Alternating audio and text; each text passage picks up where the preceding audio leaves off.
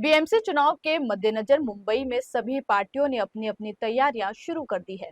BJP और उसके सहयोगी दल जहां मुंबई में इस बार महायुति के मेयर होने का दावा कर रहे हैं, वहीं दूसरी ओर महागठबंधन में शामिल पार्टियां अभी इस बारे में कोई ठोस फैसला नहीं कर पाई है।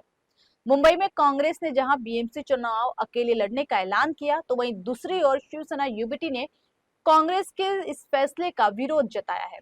सियासी जानकारों का मानना है कि कांग्रेस राज ठाकरे की वजह से महाविकास आघाड़ी से दूर रहने की कोशिश कर रही है, लेकिन इस बीच कांग्रेस ने एनसीपी एसपी के मुखिया शरद पवार से मुलाकात कर एक नई चर्चा की शुरुआत कर दी है। कांग्रेस जहां मनसे की राज ठाकरे से दूर भाग रही है, वहीं वो शरद पवार की पार्टी के साथ बीएमसी चुनाव के लिए गठबंधन करना चाह रही है। मुंबई में आज वर्षा गायकवाड़ की अगुवाई में कांग्रेस के एक प्रतिनिधि मंडल ने शरद पवार से इसी मकसद से मुलाकात की। इस प्रतिनिधि मंडल में कांग्रेस विधायक अमीन पटेल और असलम शेख भी शामिल थे। मुलाकात के बाद वर्षा गायकवाड़ ने कहा, राष्ट्रवादी कांग्रेस पार्टी उनकी नेचुरल अलायंस पार्टी रही है, इसलिए वो राज ठाकरे की बजाय शरद पवार के साथ जाना अच्छा समझते हैं।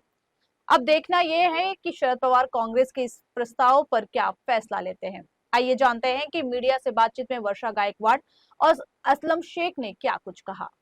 आप सबको पता है कि कांग्रेस और एनसीपी शरद पवार पार्टी जी का हमेशा ही जो है नैसर्गिक तौर पे जो है अलायंस रहा है, और हमारी इच्छा थी कि आज हम जाके आदरणीय नेता शरद चंद्र पवार जी के साथ, जो एनसीपी के अध्यक्ष है, उनके साथ जाके हम मिले, उनसे बात करें। वो ज्येष्ठ नेता भी है, तो उनसे आज हम लोग सुबह मिलने आए थे। मैं और सभी हमारे एमएलएज, हमारा डेलीगेशन पूरा जिला मिलके आके हमने यहाँ पे उनको बात की है, और मुझे ये कहना पड़ेगा कि बात बहुत अच्छे तरीके से हो गई, क्योंकि वो भी जानते हैं कि हमारी जो अलायंस रही है वो हमेशा ही नैसर्गिक अलायंस रही है। और पवार साहब ने हमें ये भी कहा कि उनकी जो मुंबई के अध्यक्ष है राखी यादव जी, उनके साथ अगले हफ्ते में हम लोग सब बैठेंगे और इसको कैसे आगे लेके जाना है उसके लिए आने वाले दिनों में हम काम करेंगे। तो मुझे लगता है अगले हफ्ते में हमारी मीटिंग होगी और उसके बाद जो है इस विषय पे आगे बढ़ने का काम होगा। लेकिन बिल्कुल हमने उनसे आज बात की, बहुत साधक बाधक चर्चा हुई, बहुत अच्छी तरीके से चर्चा हुई। हमने उनको सब बताया किस तरह से मुंबई महानगर पालिका में हमें जाने के चाहिए, किस तरह से मुंबई करके सवाल हमको उठाने चाहिए। उस बात के ऊपर पूरी तरह से चर्चा होने के बाद उनके पार्टी का निर्णय है। उन्होंने कहा कि हमारे अध्यक्ष को बैठ के, आप लोग को बैठ के हम यहाँ पे तय करेंगे। हमारा भी निर्णय लोकल लेवल पे, उनका भी निर्णय होगा। ऐसा है कि एमएनएस ने अभी तक तो ये नहीं कहा है कि हम उनके साथ अलायंस कर रहे हैं।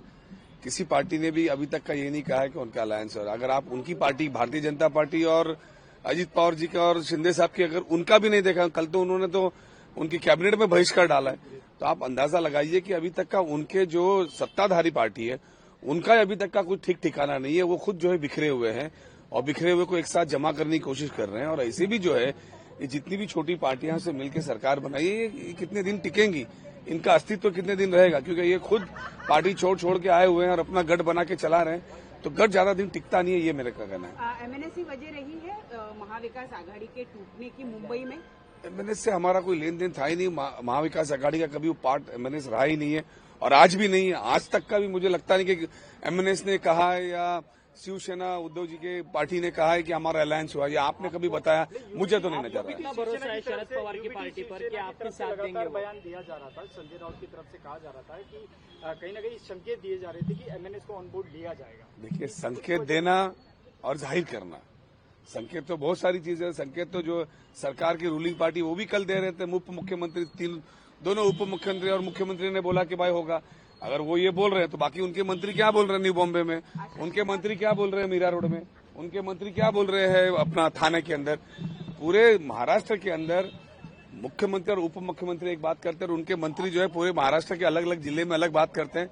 तो किसकी बात को सही ठहराना ये मीडिया ने डिसाइड करना चाहिए। पवार के पार्टी पर कितना भरोसा है, क्योंकि वो फिर से दोनों ठाकरे के साथ गई, तो आप अकेले लड़ सकते हैं? ऐसा है कि हमारा उनके साथ नेचुरल अलायंस है और उन्होंने हमसे बात करने की बात की है, तो जैसे आगे चल के जो बातें होगी वो आप लोगों के सामने आएगी।